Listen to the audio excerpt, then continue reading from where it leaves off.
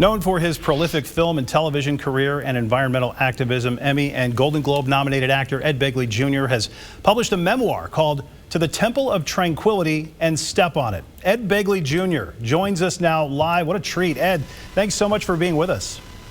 It's a treat for me. I love Tulsa. You know, I used to take Route 66 with my dad driving cross country, and I still, to this day, when I drive cross country myself, take that beautiful road. And you know, Mary Kay Places from Tulsa, Gaylord Sartan, Megan Price, a lot of great talent comes from and lives in beautiful Tulsa.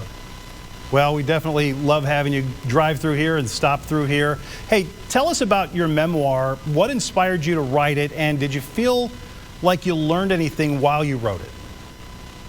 I learned a lot. I had no intention of writing a memoir or a book of any sort. I was just taking notes for my kids and my grandkids.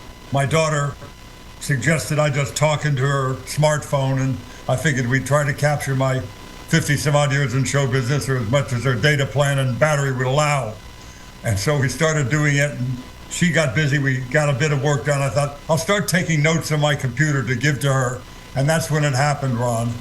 My keyboard became like a Ouija board that actually worked. You know, that took me to this part of my life and that part, and kind of pulled me to the right or left without my understanding what it was about. And I came up with memories, things I hadn't thought of in decades, and wrote it all down, and pretty soon somebody said they wanted to publish it, and there we go.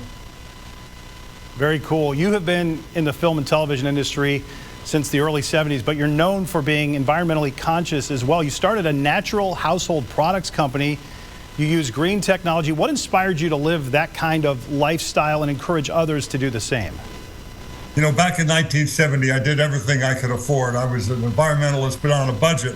I didn't go and get into debt buying solar panels I couldn't afford, or things like an electric car I couldn't afford. I did cheap and easy stuff. So I started using baking soda to clean up instead of Comet, or instead of Windex or some ammonia product, I would use vinegar and water. And that stuff will clean, but not as good as the, you know, industrial strength kind of stuff. So I sought it out, and I found a guy that had a place called Lab Clean, and they did these green formulas that cleaned every bit as good as the tough, you know, industrial strength kind of cleaners.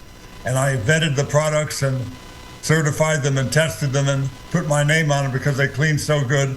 And you know, you got kids crawling around the floor, your pets are crawling around the floor, putting their paws in their mouth, the kids are putting their fingers and toes in their mouth. You don't want to have a toxic product, so we have these Begleys. I'll show you what the bottle looks like if people ever want to try it. It's at Costco and Walmart and Amazon, and it's a very good cleaning product. Just look up Begley's cleaning products and it'll come right up. Going back over your incredible career thus far, was there one moment where you thought, you know what, this is going to be what I do for the long haul? You know, you had a little bit of a history with that in terms of your family, but you know, for you stepping into this, was there a moment that you thought, this is it for me? Yes, it was I have a very clear memory of it. It was when I did a show called St. Elsewhere back in the 80s. And the interesting thing is, I went and auditioned for a part of Dr. Peter White in that series. It was a regular part, and I didn't get it, Ron. I did not get the part. So they threw me a bone and gave me a much smaller part called Dr. Ehrlich, and the part of Peter White that I wanted and did not get was killed in the second season, and Ehrlich went on to be one of the most popular characters in the show and ran in every episode. So I've never gotten exactly what I wanted, but I certainly got what I needed and more. I've been a very lucky man since 1967, getting into Screen Actors Guild.